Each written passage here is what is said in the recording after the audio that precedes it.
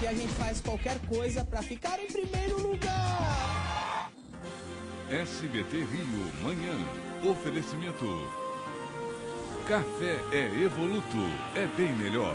Pede Evoluto.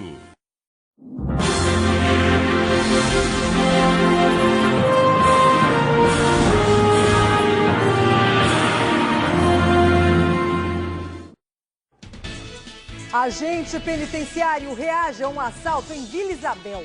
Ele e um amigo foram baleados após troca de tiros com os bandidos, perto do Morro dos Macacos. E veja também, carnavalesco da Imperatriz é sequestrado na cidade do Samba. Ele foi obrigado a dirigir enquanto era agredido e ameaçado pelo bandido. No desespero, a vítima atropelou 2 pessoas. E ainda, a Polícia Federal apreende barras de ouro avaliadas em mais de 2 milhões de reais. Veja só, elas pertenceriam a um traficante preso no Complexo de Segurança Máxima de Jericinó, em Bangu. Olá, bom dia. Hoje é quarta-feira, 22 de outubro. Eu sou Liane Borges e você está no SBT Rio Manhã. Uma tentativa de assalto acaba num intenso tiroteio em Vila Isabel. A vítima, um agente penitenciário, reagiu e na troca de tiros, ele e um amigo ficaram feridos. As informações com a Marcele Borqueta. Esse morador, que ajudou a socorrer as vítimas, conta que ouviu tiros vindo da rua Torres Homem. Eu ouvi muito barulho de tiro, dá mais de 12 tiros. Cápsulas ficaram espalhadas pelo chão. O carro foi atingido por vários disparos. Está acontecendo muito assalto aqui em Vila Isabel. Está ficando muito violento aqui na rua, né? Na troca de tiros, Wanderson dos Santos, de 30 anos, foi atingido de raspão nas costas. E César Barleta, de 28, foi baleado no pulso sem gravidade. Segundo testemunhas, eles tinham acabado de sair de uma reunião e seguiam em direção a este carro quando foram abordados por 3 homens armados em 2 motos. Uma das vítimas, um agente penitenciário, reagiu. Houve uma intensa troca de tiros. Os 2 foram baleados e levados para um hospital da região. Coloquei ele dentro do meu carro e corri para o Quintador, onde ele foi lá, passou pelos médicos, né? Mas graças a Deus está fora de perigo. Esse amigo da vítima disse que o carro que foi alvo dos criminosos tinha apenas 6 dias de uso. A gente entende que possa ter sido a Hilux. A Hilux, que é um carro que é muito visado aqui para roubo, né? A perícia esteve no local. Agentes vão pedir as imagens de câmeras de segurança dos prédios, que podem ajudar na identificação dos assaltantes. O caso está sendo investigado na delegacia de Vila Isabel. Foi próximo ao Morro dos Macacos, uma área que, apesar de pacificada, continua tendo troca de tiros. Há bandidos naquela localidade. Agora, não necessariamente são traficantes dos macacos. Dr. Carlos Augusto Nogueira, mais uma vez conosco. Muito bom dia. Bom dia, Eliane. E é ótimo recebê-lo aqui para comentar mais uma vez os assuntos de polícia. Dr. Carlos, sobre esse episódio, o senhor acredita em tentativa de assalto, numa emboscada? Eliane, eu acredito em tentativa de assalto, mas como as pessoas normalmente que exercem essa função andam armadas, se o marginal, se o bandido avistar arma de fogo, vai tentar contra a morte da pessoa que está ali, da sua vítima. Então, há normalmente uma reação até para se salvar. Se essa pessoa não reagir, é ruim que reage numa área habitada, né, que pode atingir outras pessoas, mas se não reagir, vai morrer. Podem ser criminosos do Morro dos Macacos, já que havia uma regra antiga que não se assalta na localidade. Não sei se isso ainda está em vigor, até porque regra de traficante bandido, não tem lei.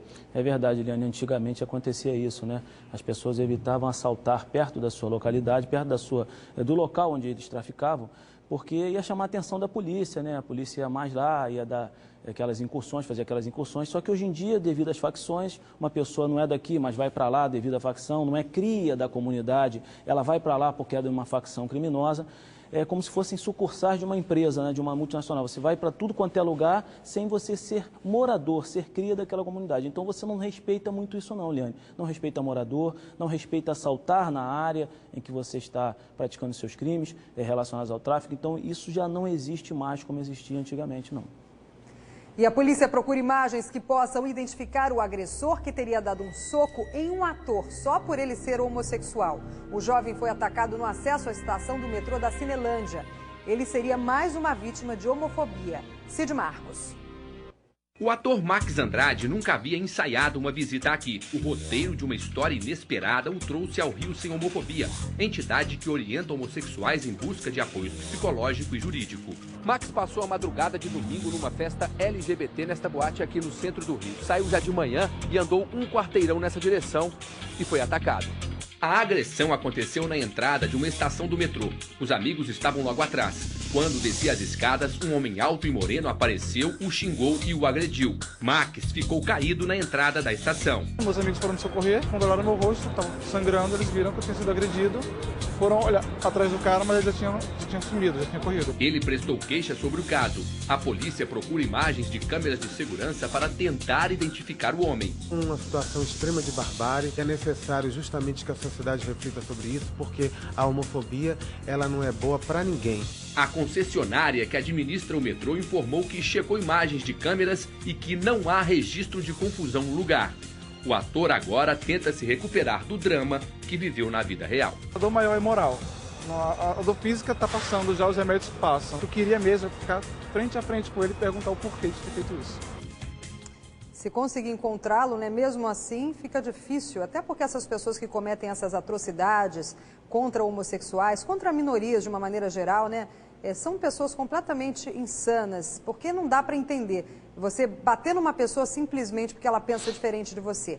Diga, doutor Carlos. É um absurdo, né, Eliane? Isso é um idiota, né? É um covarde. Agora, a polícia normalmente, Eliane, nesses casos, ela trabalha com as imagens, conforme foi dito ali, mas ela também, essas pessoas normalmente sempre passam por ali.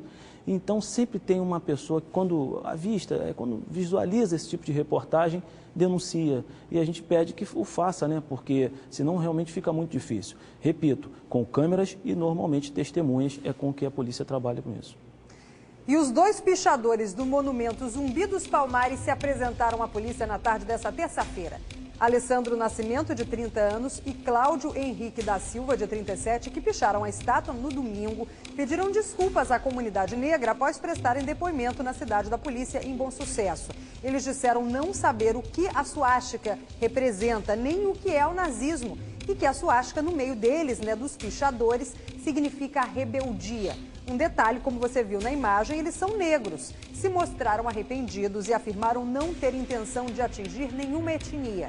Por determinação do delegado responsável pelo caso, os dois se comprometeram a remover as pichações nos próximos dias. A dupla deve responder por crime ambiental, cuja pena varia de 6 meses a 1 ano de prisão. Doutor Carlos, como eles disseram que não sabiam o que a suástica representava, disseram não ser um crime de cunho racial, até porque os dois são negros, eles então só realmente respondem pelo crime ambiental. Tem lá o artigo 65 da Lei dos Crimes Ambientais, que prevê uma pena de 3 meses a 1 ano. E tem o crime do artigo 20, parágrafo 1º, da Lei de Racismo, que prevê uma pena de 1 a 3 anos. Para você cometer esse crime da Lei do Racismo, Liane, você tem que ter o dolo de fazê-lo. Eles não sabiam nem o que significava o símbolo e a apresentação espontânea mostra que realmente é um indício de que realmente eles não sabiam o que significava isso. Liane, eu não sei se você lembra do Cristo Redentor, quando foi pichado, foi Sim, comigo, me recordo. eu que investiguei esse caso. O pichador deixa assinatura, até porque senão ele não picharia, ele deixa assinatura para tirar onda, vamos dizer assim, em linguagem bem popular, para tirar onda no meio. Então eu me lembro que na época nós investigamos muito esses casos, né? E nas festas de pichadores, às vezes tem festas que você, para entrar, você tem que colocar a sua pichação numa bola assim de papel, né? As pessoas, é tipo uma assinatura para você entrar nessas festas. Mais um detalhe, Liane, para você ser condenado na lei do racismo, nesse artigo 20, parágrafo 1º, pena de 1 a 3 anos, você tem que usar o símbolo da suástica, aquele símbolo do racismo, do nazismo. Se você simplesmente falar do nazismo, ou falar que Hitler é gente boa, ou falar que concordava com Hitler, essas coisas, não é crime, você tem que usar, aliado a isso, o símbolo da suástica. Mas ali tem, só que eles disseram não saber o que significava. Só que não há o dolo, exatamente. E de qualquer maneira, a estátua já foi limpa, não sei se foram os dois. Essa pena que o delegado impôs a eles de limpar, ela está prevista no Código Penal ou foi uma alternativa, já que nós estamos aí até em período eleitoral? Não sei se eles poderiam ficar presos. O delegado não impõe assim, esse tipo de pena, né? Há previsões de medidas restritivas que as pessoas podem, visando atenuar ou visando não pagar por determinadas penas, fazer a limpeza. Tem juiz que, por exemplo, impõe as pessoas limparem hospitais, limpar hospitais, limpar lata de lixo, essas coisas todas, mas não é o delegado. Eles, eu acho que o fizeram... a justiça. Exatamente. E seria uma medida realmente mais interessante para educar, né? Porque Exatamente. a punição, às vezes, só de cadeia não dá muito resultado. Me chamou a atenção o fato deles se apresentarem, né? O fato deles se colocarem à disposição para efetuar a limpeza do local e principalmente o fato deles serem afrodescendentes, né? Porque eles picharam um símbolo, né? Como se diz, da liberdade, né? Dos negros. Então isso me chama um pouquinho a atenção, entendeu, Leone? Mas para você ver como é que são pessoas desconhecedoras. Se não conhecem o símbolo, né? Um dos símbolos dos afrodescendentes, dos negros, não vão conhecer a suástica. Então realmente não há o dolo de praticar aquele crime da lei de racismo. Agora vamos sair um pouquinho dos assuntos de polícia, vamos ver como é que está o trânsito na cidade. Pode rodar as imagens aí das câmeras da 7 Rio, a gente já tem aí, pode colocar. Temos a Brasil, olha só, na altura de Benfica, o trânsito bem parado sentido centro do Rio, são 7 horas e 10 minutos. Mudando de câmera, a gente tem a Gávea, Praça Sibelius, aí, por enquanto, sem retenção, o trânsito caminhando bem. Na Tijuca, Conde de Bonfim, Praça Santos tem ali com a General Roca, um pouquinho mais congestionado, sentido ali centro da cidade, a gente percebe que há retenção e no sentido inverso ali, Usina, tudo tranquilo. Um homem foi preso após assaltar um taxista na Tijuca. Ele faz parte de uma quadrilha especializada em assaltar motoristas de táxi.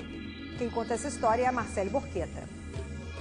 Falou que era um assalto. Eu tentei sair do carro e ele falou que era pra mim não sair, porque senão ele me ia atirar, me dava um tiro, porque ele estava armado. Esse taxista que não quer se identificar conta os momentos de desespero que passou. Ele me deu uma gravata por trás e começou a me saquear. Levou meus 4 celulares, levou meu dinheiro que eu tinha feito as férias, quebrou o meu rádio, todo o tempo me ameaçando de morte. Ele não foi a única vítima. Este outro motorista também foi assaltado pelo mesmo grupo. Quando cheguei, parei, anunciou o assalto.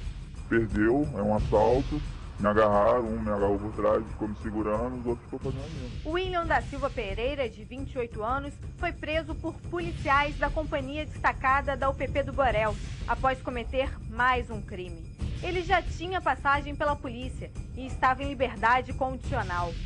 Segundo a polícia, a quadrilha age durante a madrugada e sempre da mesma forma. 4 homens fazem sinal para o táxi que para. Ao chegar no destino final, uma rua próxima à comunidade Casa Branca, um deles retira a chave da ignição e anuncia o assalto. Motoristas que trabalham à noite contam que casos assim são frequentes. Osmar está há 5 anos na madrugada e nunca foi assaltado, mas conhece muitos colegas vítimas da violência. Fica sujeito a pegar qualquer um na rua e levar em determinados lugares que às vezes a violência está meio complicada em alguns bairros do Rio de Janeiro. Para tentar se proteger, alguns taxistas trabalham apenas com clientes das cooperativas. Preferência cooperativa ou de aplicativo, que a gente pega em residência e tal. Mas às vezes é necessário pegar na rua, e aí é que fica complicado. O táxi, já de um tempo para cá, tem sido uma profissão de risco, realmente. Tem que contar com a sorte. Infelizmente, ladrão não tem cara. O taxista sofre, a população em geral que usa os transportes públicos também. E ontem, por falar nisso, o caos se instalou na linha 2 da Supervia, tudo por causa do defeito num equipamento que causou a paralisação das composições dos ramais de Saracuruna e de Belfor Roxo. Milhares de usuários ficaram a pé. Veja na reportagem da Melissa Munhoz. Nós estamos na estação de triagem na Zona Norte, a gente vê o caos na linha do trem aqui na estação. Passageiros andam pela linha férrea porque o trem quebrou no meio do caminho e esse vagão que sai na sequência anda com as portas abertas e os passageiros pendurados. Daqui do viaduto Ana Néria, a gente tem uma visão privilegiada da estação de triagem. Está um formigueiro, a quantidade de gente realmente é enorme, passageiros que não conseguem embarcar e chegam atrasados ao trabalho. Eles disseram que tinha um trem parado aqui em triagem, mas eu vim de Olaria para cá e eles não deram satisfação nenhuma. No meio do caminho disseram que todo mundo tinha que descer. Horrível, não dá para... o trem só tá vindo até triagem, daqui para lá não tá passando. O problema é aqui na estação de triagem, no ramal que faz a linha Belfor Roxo central do Brasil. O motivo, segundo a Supervia, é a falta de energia. Por isso que daqui dessa estação, os trens não seguem viagem. E aí os passageiros são obrigados a descerem aqui na estação e seguir a pé. Todo dia essa penitência, sofrimento. A gente tá cansado disso. Se avisasse antes de eu entrar no trem, eu tinha ido para procurar outro itinerário. Mas acontece que não avisaram nada. Uma vergonha, a Supervia. Belfort Roxo, 4 carros e todo mundo passando mal desse trem, moço. Isso é uma vergonha. E quando o trem do ramal de Saracuruna sai, os passageiros revoltados do ramal de Belfort Roxo chegam a jogar pedras na direção dos vagões. Eu até fiz o vídeo aqui e mandei para SBT.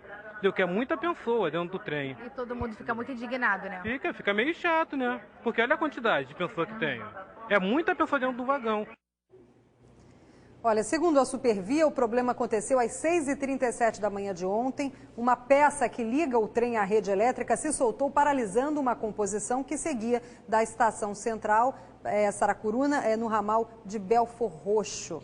Isso tudo aconteceu, segundo a Supervia, por causa desse problema. Agora, é diário, né, praticamente. Hoje nós ligamos mais cedo, não tinha nenhum atraso. Só que de uma hora para outra acontecem esses problemas. E para falar do caos nos transportes públicos, vamos ao vivo com o Daniel Penafirme, que está ao lado do professor Alexandre Rojas, especialista em transporte público pela UERJ. Daniel, o professor acredita que haja uma maneira de resolver de vez esses problemas diários? E eu quero também a sua impressão sobre o assunto, já que a gente cobre muito essas dificuldades dos passageiros. Bom dia. Muito bom dia, Eliane. É verdade, são muitos problemas. Problema no trem dia sim, dia também. Ontem, por exemplo, teve problema no metrô de manhã e no trem algumas horas depois, ainda na parte da manhã. Portanto, nós vamos de imediato perguntar aqui ao professor, ao nosso especialista. Primeiro, muito bom dia, muito obrigado por estar participando aqui conosco. Por que tantos problemas na malha ferroviária do Rio de Janeiro e no metrô também? É uma questão de administração, de serviço prestado pela Supervia? É culpa de quem? Bom, a Supervia ela tem composições muito antigas. Essas composições, elas dão problema. Até você reformar e colocar em carga essas novas composições, a população vai viver com uma situação dessa, de quebra, de paralisação, de uma qualidade de serviço ruim. Professor, bom...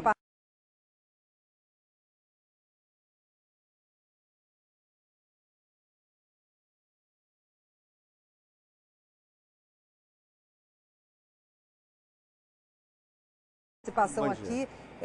Se diz sobre os trens chineses que estão sendo comprados. Isso ajuda? O senhor acredita que melhora a situação ou é algo que, por enquanto, o passageiro não vai ver melhoria? Não, ele vai ver melhoria quando esses trens entrarem em circulação. Esses trens estão chegando, eles têm um período de adaptação, de verificação se eles estão corretos. Quando eles entrarem em circulação e com um sistema de sinalização novo, todo o serviço, principalmente nesses ramais mais distantes, eles devem melhorar. O senhor falou tudo, porque às vezes não é só o trem também, até se melhora o trem, mas tem toda a parte estrutural da linha férrea. Isso tudo também demanda um investimento do poder público, né? Das concessionárias que operam esses serviços, não é isso, professor? Isso.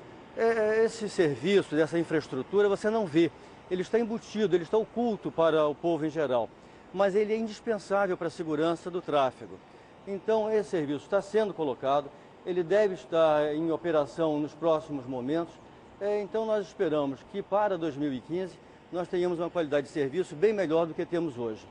O senhor acredita que com mais linhas, interligando metrô, trem para a região metropolitana, Barra da Tijuca, pelo menos desafogaria um pouco mais ou a solução passaria aí por outro tipo de transporte de massa, os ônibus, por exemplo? O transporte sobre trilho é a solução para o transporte de massa. A Supervia poderia transportar 1 milhão de pessoas dia e transporta o máximo hoje em dia de 600 mil pessoas. Então existe uma capacidade grande, existe uma demanda grande e esse serviço, melhorando a qualidade, ele melhora o tráfego e melhora a mobilidade das pessoas. Ok, muito obrigada, professor. É aquilo, né? Sem investimento a gente não vai ter resultado de maneira nenhuma. E as multas também têm que se pagar, porque tanto a Supervia, principalmente a Supervia já foi multada inúmeras vezes e até agora não pagou essa conta. Olha, nós vamos para um rápido intervalo e na volta você vai ver. Carnavalesco da Imperatriz é sequestrado na cidade do Samba, obrigado a dirigir enquanto era agredido e ameaçado pelo bandido. Ele acabou atropelando 2 pessoas. Não saia daí, é só um minutinho, eu volto já. O segredo do sucesso é ser fiel às origens. É fazer tudo de forma natural e muito bem feito. Eu tô falando do café Evoluto, o café que vem das melhores regiões cafeeiras do país. É bem melhor. Pede Evoluto. Mundial. No Mundial, a gente soma dedicação, soma atendimento e o resultado é o menor preço. Alcatra Movida quilo 14,95, linguiça para churrasco Perdigão quilo 7,80, coxinha das asas Cevale 1 quilo 5,98, ovo 3 litros 11,97, azeite solar da aldeia tipo extra virgem 7,57, suco de uva Aurora 1,5 litro 8,99, queijo Miras quilo 9,98. Mundial, o menor preço total. Beba com moderação. Você pediu e até a cena de aniversário vem com prêmio todo dia. Além dos prêmios que você já conhece, agora tem 5 mil reais todo dia. 5 mil reais na segunda, na terça, na quarta, na quinta, na sexta, no sábado, no domingo. É prêmio que não acaba mais. São 34 chances de ganhar. E quanto mais comprar, mais chances tem para faturar 5 mil reais. Aproveite que o prêmio todo dia é por tempo limitado. Garanta já a sua. Telecena de aniversário. Agora com prêmio todo dia. Começou a maior promoção de guarda-roupas do mundo na Ricardo Eletro. Guarda-roupas 12 portas gigante, 499. Guarda-roupas portas de correr, 299 em 10 sem juros. Mais ofertas ainda hoje. Ricardo Eletro.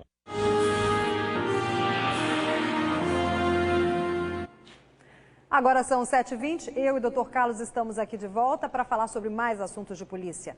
Porque a Polícia Federal apreendeu 167 barras de ouro, avaliadas em mais de 2 milhões de reais, que pertenceriam ao traficante Antônio Hilário Ferreira, o Rabicó, na cidade de Muriaé, na zona da Mata Mineira, né? Tudo isso foi apreendido lá em Minas. As barras de vários tamanhos pesam cerca de 20 quilos. Elas estavam sob o piso da varanda de uma casa lá em Muriaé. A residência está no nome de um parente de Rabicó. O traficante está preso e é suspeito de comandar de dentro do complexo penitenciário de Jericinó o tráfico de drogas em São Gonçalo, em Niterói e parte da região dos Lagos. Ele movimenta cerca de R$1 milhão por mês. Com o dinheiro das drogas, o criminoso teria comprado casas no Rio, na região dos Lagos e também em Santa Catarina. A Polícia Federal vai pedir à Justiça o bloqueio dos bens da quadrilha e o confisco de contas bancárias de Rabicó.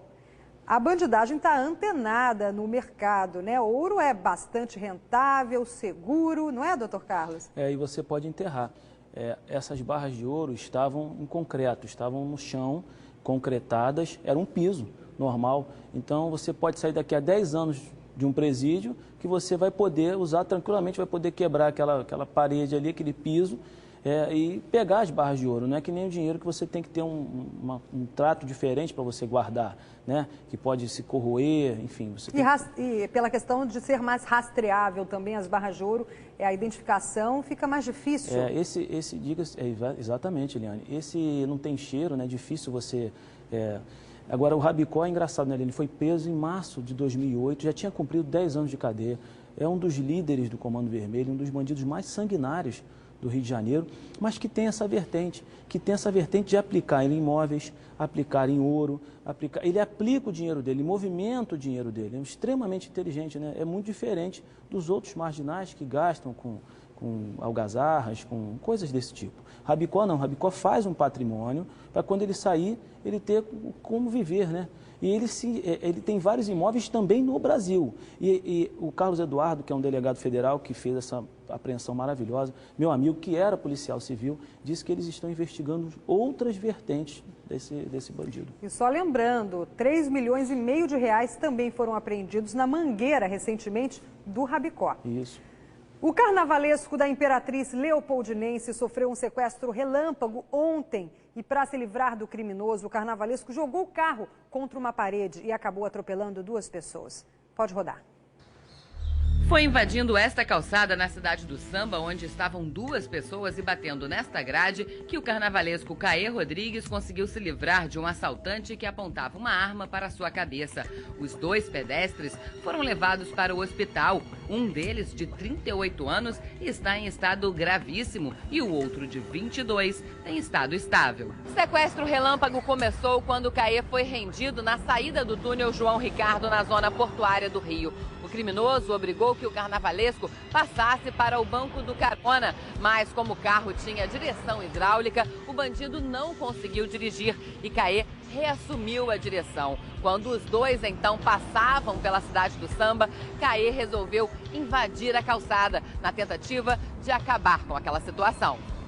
Depois do acidente, o bandido rendeu o motoboy e conseguiu fugir. A polícia colheu impressões digitais do carro para tentar chegar ao criminoso. Na delegacia, nem o carnavalesco nem o motociclista conseguiram fazer o retrato falado do assaltante.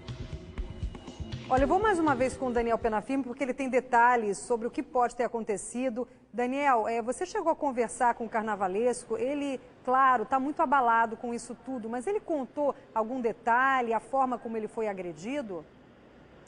Falei rapidamente sim, Eliane. O Caê é um grande amigo do mundo do samba que a gente já tem aí há alguns anos, uma pessoa extraordinária, um sujeito de boa índole, que não tem essa questão da agressividade, não é um cara agressivo. Na verdade, ele está muito assustado, não conseguiu fazer o retrato falado do bandido na delegacia, disse que foi tudo muito rápido, que não lembra de detalhes físicos que podem ajudar a polícia na localização desse criminoso e, na verdade, o que aconteceu é que esse bandido se atrapalhou com o fato do carro ser automático, né? Com o câmbio do carro ser automático e acabou batendo no ônibus. Ele ordenou que o Caê reassumisse a direção, o Caê reassumiu a direção e agora a polícia não sabe se ele jogou de fato o carro no portão da cidade do samba ou se ele perdeu o controle do veículo por causa daquela situação aflitiva, daquela situação tensa ali pela qual ele estava passando e acabou batendo com o veículo. Nesse detalhe, eu confesso que não entrei com ele na ligação telefônica, até porque foi muito rápido o nosso bate-papo. Fato é que tem duas pessoas internadas, uma delas um homem de 38 anos,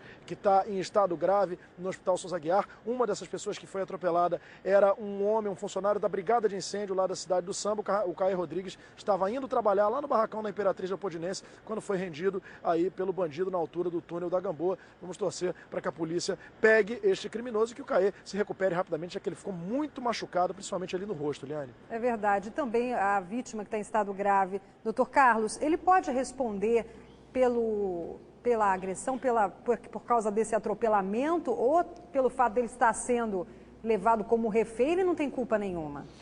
Liane, nós temos aí 3 vertentes para isso.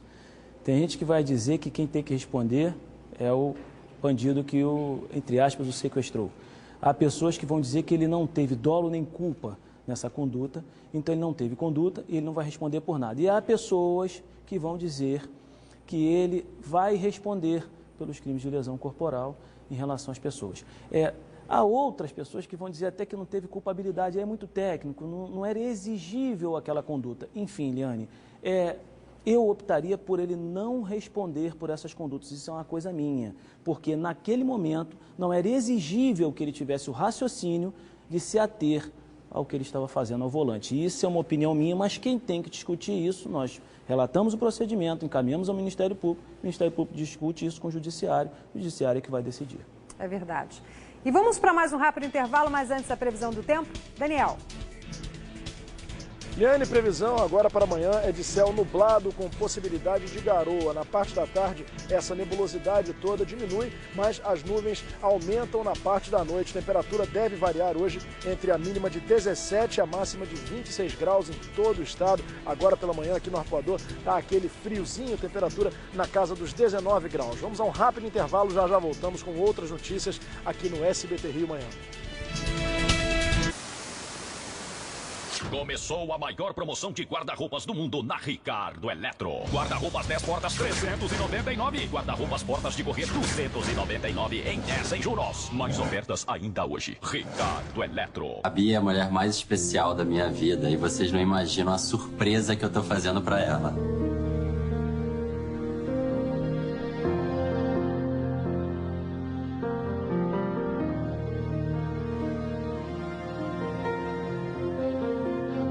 Com Ourocard, tudo pode acontecer. Acesse bb.com.br/cartão pra tudo e assista ao final dessa história real. Ourocard, quem tem, tem tudo. I'm so hungry. I know this bar along the Amazon that serves grilled anaconda. Snake. I'm in the mood for dessert. Hold that thought. Usher, a nova colônia da Jequiti. Seja você também uma consultora ou um consultor Jequiti. SBT Rio, manhã. Oferecimento. Café é Evoluto. É bem melhor. Pede Evoluto.